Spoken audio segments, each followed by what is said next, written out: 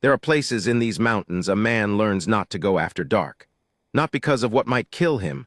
I made my peace with dying a long time ago, but because of what he might see. What might change the shape of everything he thought he understood about the world and about himself. I went up to that cabin to be alone. That was the whole of it. An old man, a dying fire, and a winter I didn't much care whether I survived. I thought the place was empty. I thought I was the last living thing on that ridge. Then something moved in the shadows by the woodpile. Low, careful, watching me the way a wolf watches, except it stood up on two legs. What walked out of that darkness wasn't an animal, and it wasn't quite a person either, not the way I'd have recognized one. But it had a human face, streaked with ash and old sorrow, and eyes that had learned to speak a language I'd spent 60 years forgetting. I'm going to tell you what happened that winter.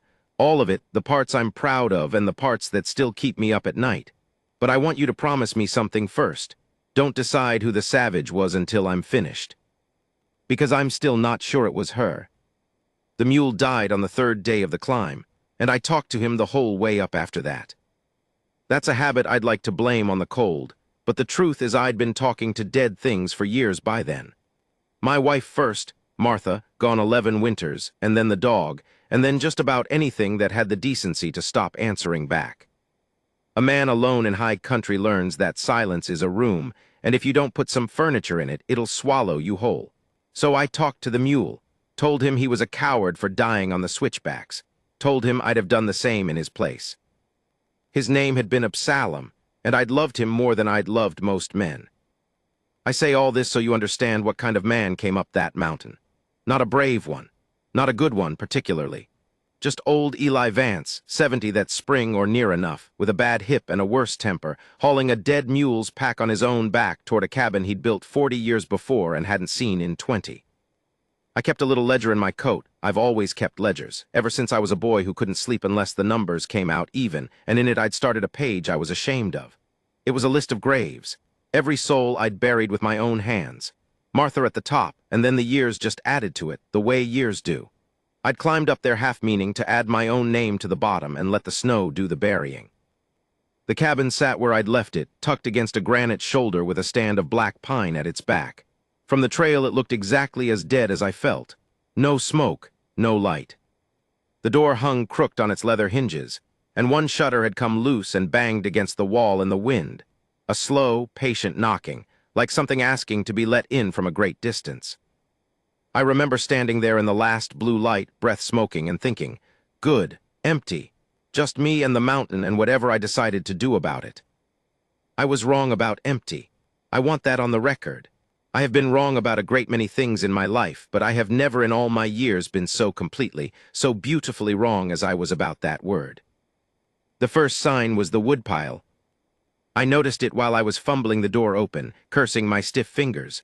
Someone had stacked wood along the north wall. Not neat, not the way a settler stacks it, but hoarded is the word that came to me. Piled the way an animal caches. Branches and split lengths and whole gnawed logs, dragged together and heaped into a kind of den against the cold. And in front of that pile, worn into the frozen dirt, was a path. A trail of small bare feet going back and forth, hundreds of times. Bare feet, in November, on stone that would take the skin off your hand if you laid it down too long. I stopped talking to the mule then, went quiet the way you do when the hair stands up on your arms and your body knows something your mind hasn't caught up to yet. I set the pack down slow.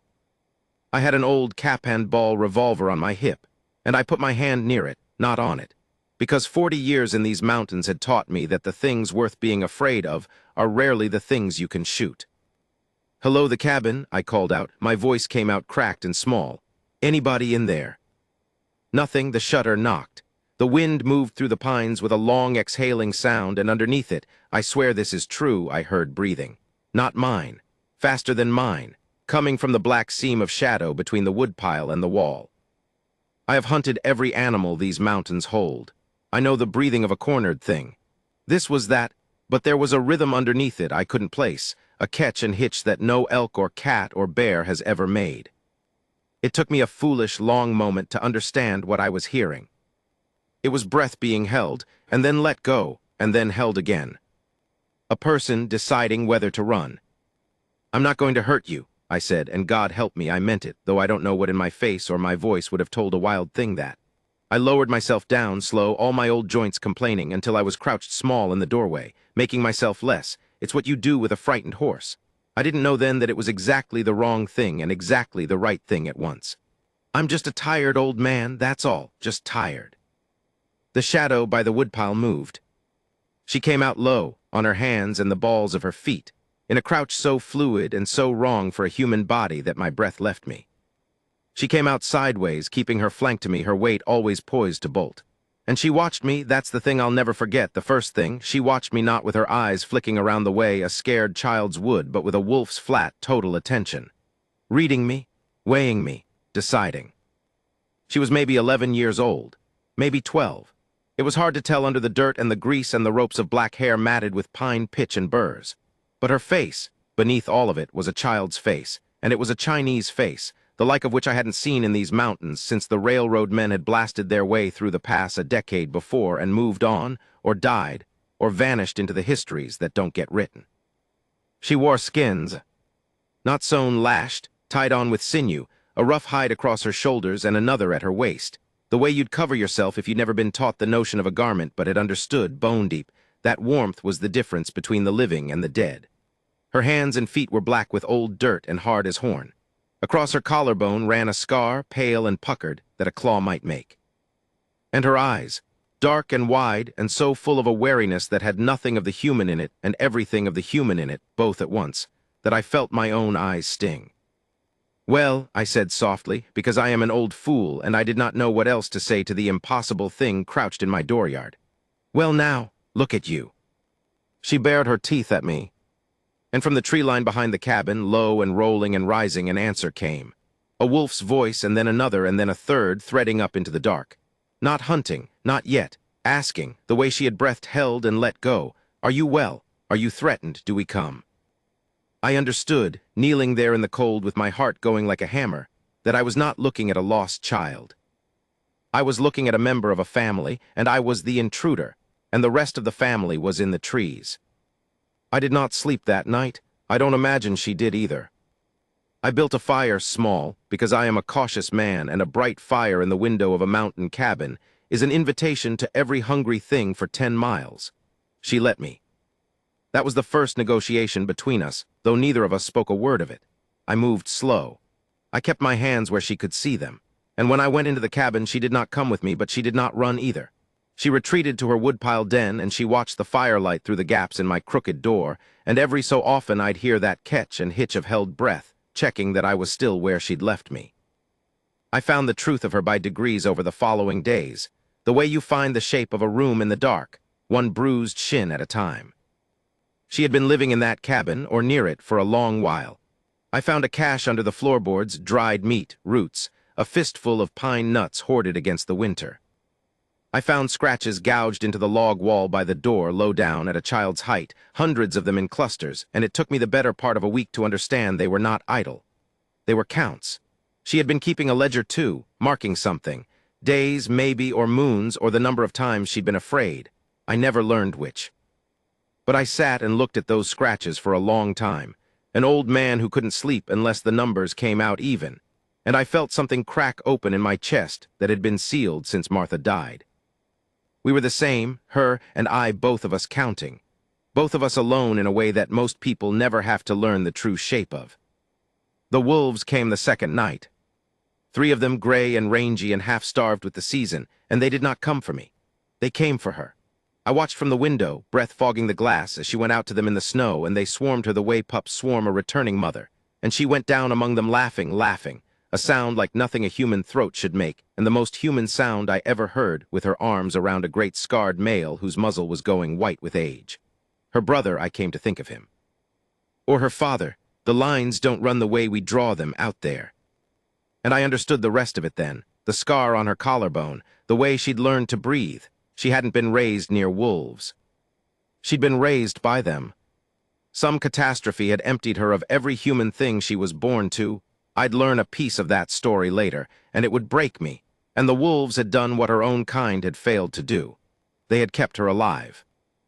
That night I opened my shameful ledger, and I looked at my list of graves and my plan to add my own name to the bottom of it. And I found I could not do it. Not that winter.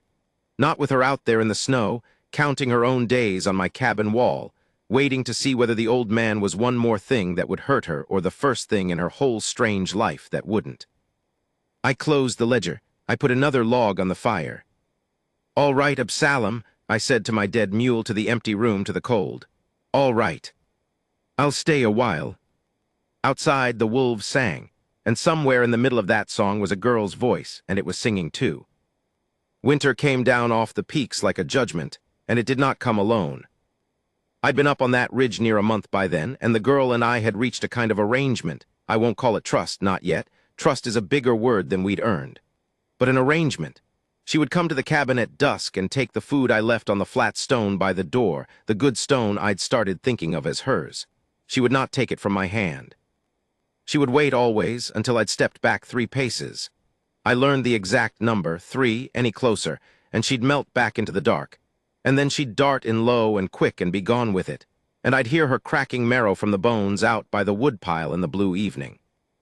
I'd started leaving more than I could spare. I'm not too proud to tell you that. An old man eats less than he thinks, and I found a queer joy in that stone going empty. Some nights I'd catch her watching me eat my own supper through the window, her head tilted, and I'd make a show of it, smacking my lips, patting my belly, the way you'd clown for a shy grandchild. Once, just once, that whole first month, I thought I saw the corner of her mouth move. Not a smile. The ancestor of a smile. The memory of one, buried so deep she'd forgotten it was hers. I'd taken to calling her Wren, in my head at first, then out loud. There'd been a girl by that name back in Missouri when I was young, small and quick and forever underfoot, and this one had that same darting way about her. Wren, she never knew it was a name, but she came to know the sound of my voice making it, and that was something. That was the first thread I ever managed to loop around her wild heart, the sound of being called. Then the sickness got into the old wolf, and everything changed. I noticed it before she did, or before she'd let herself. The big scarred male, the one I took for her father, had gone slow. He'd been the one to hang back and watch me while the others fed. The sentinel, the guardian, and now he lay up in the rocks above the cabin and did not come down, and his breath had a wet rattle in it that carried on the still, cold air. Old age, I thought at first. Then I saw the way he wouldn't put weight on his hind quarter and the swelling there, and I knew it for what it was, something festering, a wound gone bad or a growth, the kind of thing that takes the old ones every winter, wolf and man alike. Wren stopped coming to the stone. 3 days she didn't come. I left the food and it froze there, and the ravens took it, and I stood in my doorway at dusk calling her name into a silence that had gone wrong, that had lost the shape I'd grown used to.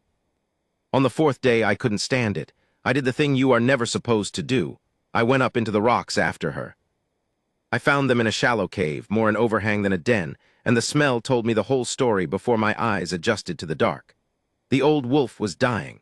He lay on his side with his ribs going like a broken bellows, and Wren was curled around him, her whole small body pressed to his, keeping him warm with the last heat she had to give.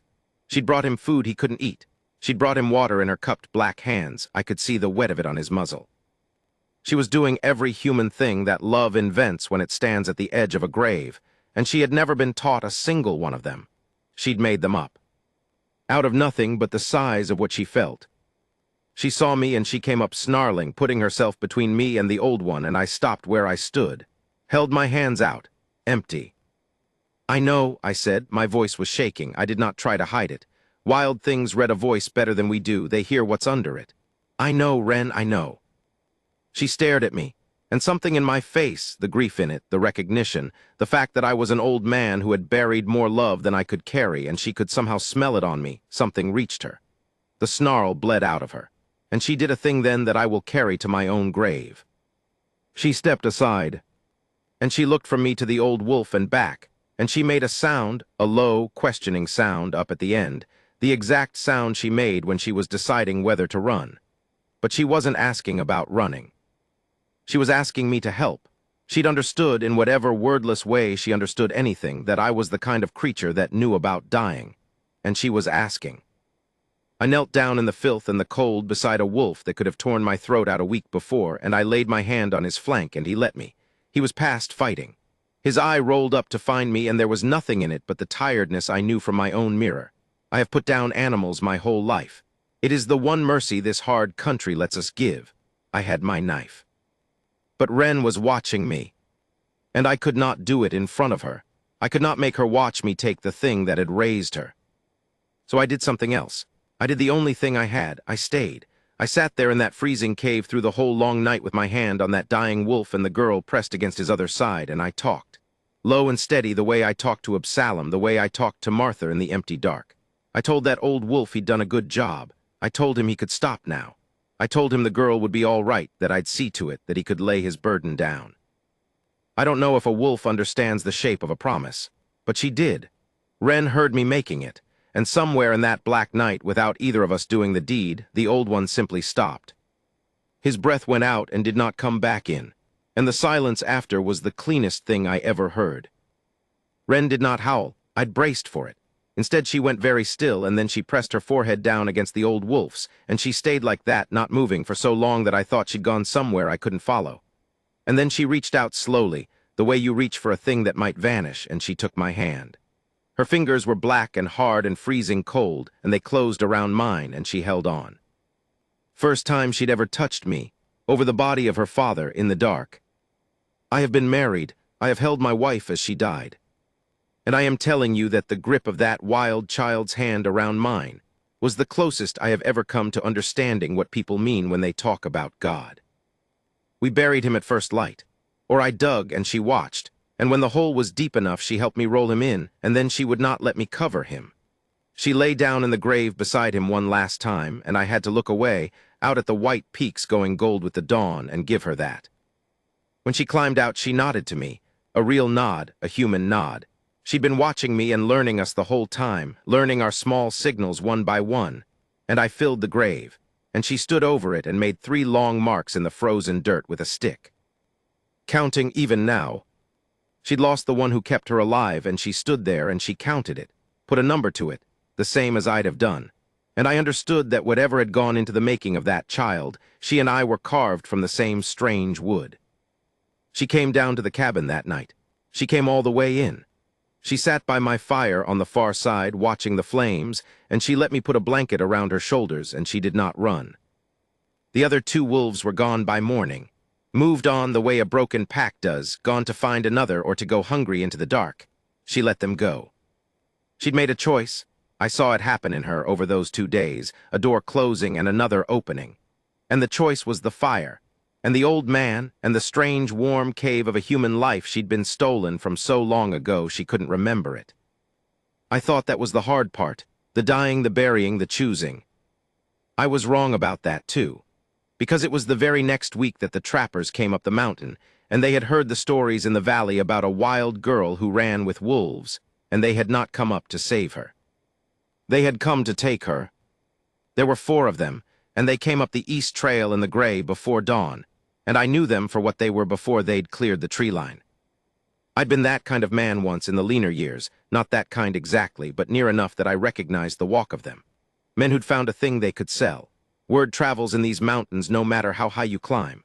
Somebody down in the valley had glimpsed her or heard the wolves, and the story had grown legs the way stories do, and now it had reached the ears of men who looked at a wild Chinese child and did not see a child at all. They saw a curiosity. A thing to be caged and hauled from town to town and shown for a nickel. The wolf girl of the High Sierra. God forgive us, there was money in it. There is always money in the caging of something wild.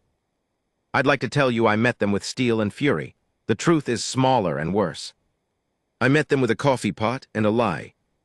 Ain't nothing up here but an old man and his ghosts, I told them, standing in my doorway with my heart trying to climb out through my teeth. Wren was in the loft. I'd pushed her up there when I heard the dog they'd brought start baying, and I'd put my finger to my lips. She knew that one now, she knew quiet.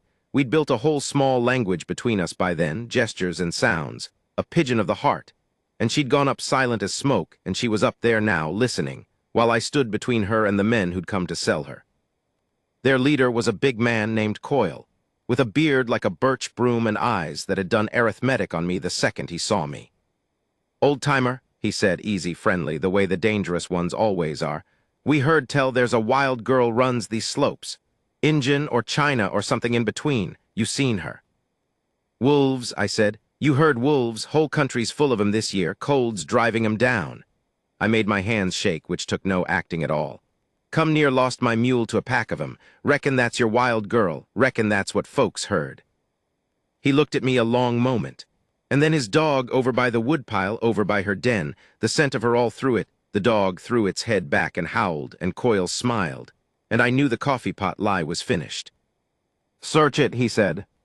What happened next happened fast, the way the worst things do, and I have gone over it 10,000 times in the years since, and I still cannot tell you I did right. I can only tell you what I did. They found her. Of course they found her. She fought like the wild thing she was, and she opened a gash on Coyle's forearm that he'll carry to his grave, and it took 3 of them to drag her down out of that loft and get a rope on her. And I stood there, a 70-year-old man with a bad hip and an empty gun, and I watched them tie her, and she looked at me. She looked at me through the whole of it, not fighting them any more once they had her, gone still and terrible the way she'd gone still over the old wolf's grave. She looked at me with those dark, wide eyes, and there was no accusation in them. That was the worst of it. There was no accusation. There was only a question, the oldest question she had, the one she'd asked me the first night from the shadows by the woodpile. "Are you one more thing that will hurt me?" And I could not stand it. I have stood a great deal in my life. I could not stand that. "Coyle," I said, my voice had gone strange. Steady, all of a sudden, the shaking was gone. "How much?" He turned, looked at me. "Come again." "How much were you going to make off her? Down in the shows, the whole run of it, best you figure, how much?"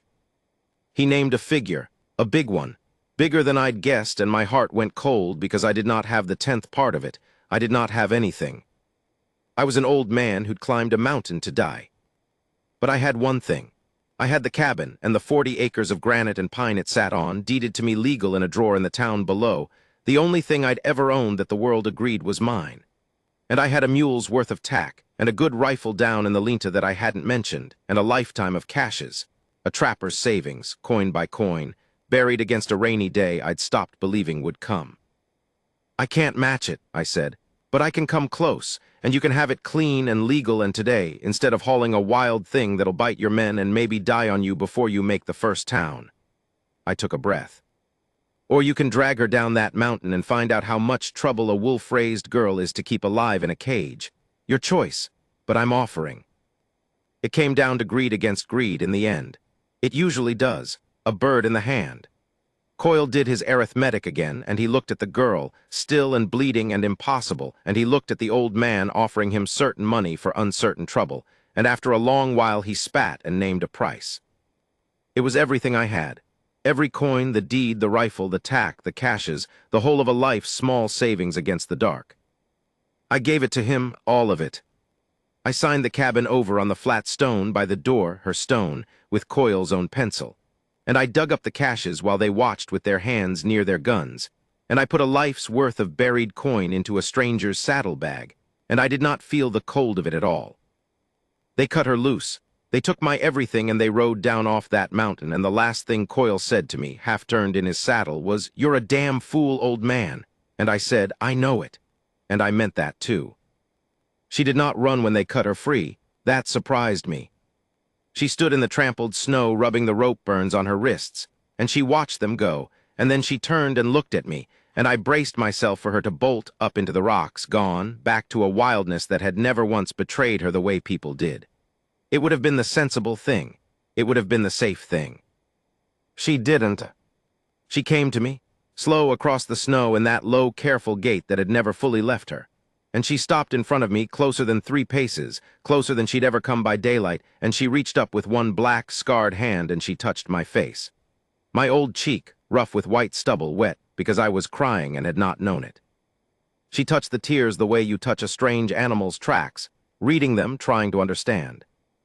And then she made a sound, a small one, 2 notes rising and falling, and it took me a moment to place it because I had made it 100 times and never once thought she'd give it back to me. She was saying my name for her. She was saying Wren. She'd understood it at last, not as a sound, but as a calling. As the thing a person does when another person belongs to them and they are glad of it. She said it back to me. She gave me the only word she had, and she gave it to me as a name, and in giving it she told me the thing there was no other way for her to tell. You are not one more thing that will hurt me. You are the first thing that didn't. We're still up here, the two of us. That was 3 winters ago now. The cabin's not mine anymore. Coyle owns the paper on it, though he's never once come back to claim it, and I don't imagine he will. Some folks would say I've got nothing. No land, no coin, no rifle, nothing to leave behind and nothing to die on. My old ledger sits in my coat still, and there's a page in it that's a list of graves, and I'll be honest with you, I stopped adding to the plan I brought up this mountain. I stopped counting the days until my own name went on the bottom. Because there's a girl by my fire who's learning to be a person again, one small thread at a time. She'll never be all the way ours. The wolf in her is bone deep, and I'd not take it from her if I could. Some nights she still goes up into the rocks and sings, and I let her, and I sit in the doorway and listen, and I don't call her back. She always comes. She talks now, a little, broken and strange and mostly ours alone, that pigeon of gesture and sound we built between us. She calls me a word that I think is meant for father, though it started life as the noise I made talking to a dead mule, and I have never had the heart or the need to correct it. People ask me, the rare times I go down to the valley for salt and shot, whether I regret it. The cabin, the money, trading a whole life's savings for a wild thing that most men wouldn't have called human. I tell them the truth. I tell them I spent 70 years counting what I'd lost, filling a ledger with graves, sure that the sum of a life was just subtraction, one loss laid on another until the numbers ran out. And then a wolf-raised child walked out of the shadows and taught an old man arithmetic he'd had backwards his whole life. I didn't save her. I want that understood at the very last. That's the part the storytellers down in the valley always get wrong when they tell it.